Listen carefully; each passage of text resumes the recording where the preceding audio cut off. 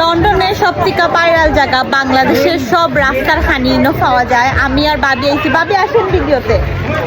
এই যে আসলে আসছি আজকে আমরা একটা আপু একজনে স্টল উদ্বোধন করছেন, তো আমরা আইছি, তো ভাবলাম আপনার লগে একটু শেয়ার করি।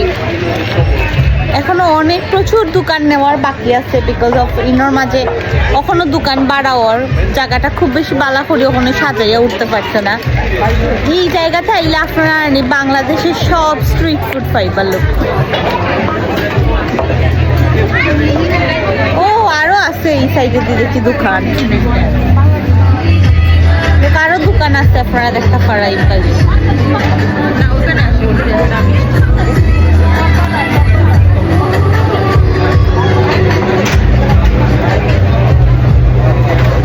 রান্দা চলে, রান্দা স্মেল।